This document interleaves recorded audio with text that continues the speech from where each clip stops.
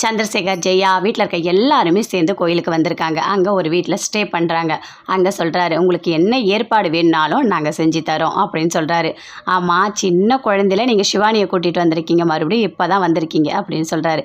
ஆமாம் அப்படின்னு சொல்லிட்டு எல்லாருமே பேசிகிட்டு இருக்காங்க. இவர் தான் வந்துட்டு கோயில் தர்மகர்த்தா, இவர் பேர் சங்கரலிங்கம் அப்படின்னு சொல்லிட்டு இன்ட்ரடியூஸ் பண்ணுறாரு. ஓ அப்படியா அப்படின்னு சொல்லிட்டு ஜெயா கேட்குறாங்க. இங்கே பாரு, கூட வேலை செய்கிறவர் கண்ணாயிரம், நீ போயிட்டு அவங்க எல்லாருக்கும் மோர் கொண்டு வா போ அப்படின்னு சொல்கிறாரு. அதே மாதிரி போயிட்டு எடுத்துகிட்டு வராரு. என்ன வீடெலாம் சூப்பராக தான் இருக்குது அப்படின்னு சொல்லிட்டு கார்த்திக் சொல்கிறாரு.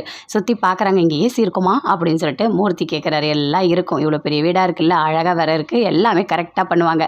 எல்லாருமே ரொம்ப சந்தோஷமாக இருக்காங்க. ஆனால் பொன்னி மட்டும் ஒரு மாதிரி ஃபீல் பண்ணிகிட்டே இருக்காங்க. அங்கே வந்து சக்தி வராரு. என்னாச்சு பொன்னி உனக்கு அப்படின்னு சொல்லிட்டு கேட்குறாரு.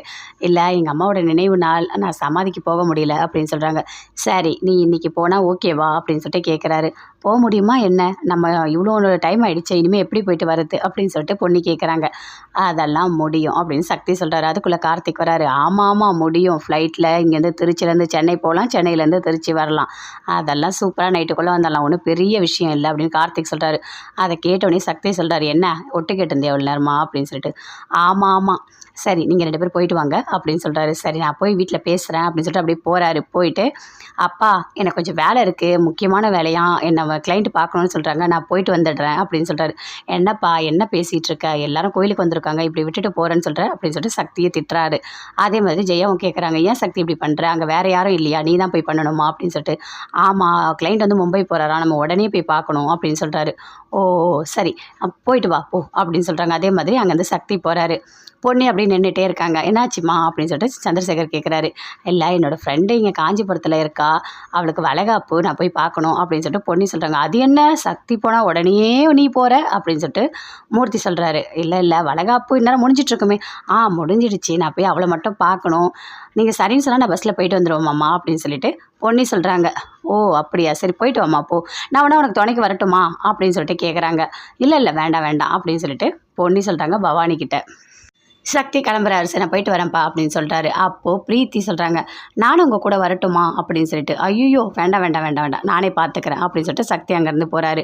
பொண்ணியும் பின்னாடியே வராங்க, கூட்டிகிட்டு வந்து கார்த்திக் சொல்கிறாரு, என்ன பொண்ணியை விட்டுட்டு போயிட்டா, அப்பா உங்கள் வீட்டில் நான் பேசி கூட்டிகிட்டு வரதுக்குள்ளே எனக்கு ரொம்ப கஷ்டமாக இருந்தது அப்படின்னு சொல்கிறாரு.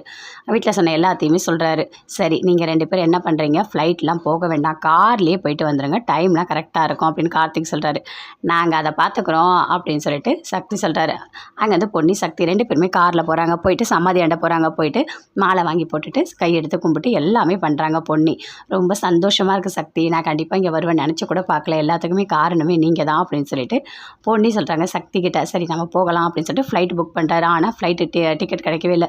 என்ன டிக்கெட் கிடைக்கல, எப்படி போகிறது அப்படின்னு சொல்லிட்டு அப்படி யோசிக்கிறாரு. சரி நம்ம பஸ்ஸில் தான் போன, வேறு வழியே இல்லை அப்படின்னு சொல்லிட்டு பஸ்ஸில் போகிறாங்க. பஸ்ஸில் வந்துட்டு எனக்கு தூக்கம் வந்தால் நான் தூங்குறேன், அப்புறம் கொஞ்சம் நேரம் நீ முடிச்சுட்டு இருந்தால் நீ தூங்க, மாற்றி நம்ம தூங்கிட்டே போகலாம் அப்படின்னு சொல்லிட்டு சக்தி சொல்கிறாரு. நல்லா சக்தி தூங்கிட்டே வராரு. அப்படியே பொன்னி அப்படியே தூக்கத்திலே படுத்துடுறாங்க. 2 பேரும் கையை போட்டுக்கிறாங்க. அப்படியே சக்தி எழுந்து பார்க்குறாரு. பயங்கரமாக சந்தோஷமாக சிரிக்கிறாரு. சிரிச்சுக்கிட்டு அப்படியே பொன்னியை பார்த்துட்டே படுத்துடுறாரு. பொன்னியும் நல்லா தூங்குறாங்க. தூங்கிட்டு 2 பேருமே எழுந்துக்கிறாங்க. ஐயோ சக்தி தெரியாமல் கை போட்டேன் அப்படின்னு சொல்லிட்டு பொன்னி சொல்கிறாங்க. இதில் என்ன இருக்குது, தெரியாமல் தானே போட்டேன், அதெல்லாம் ஒன்றும் இல்லை அப்படின்னு சொல்லிட்டு சக்தி சொல்கிறாரு.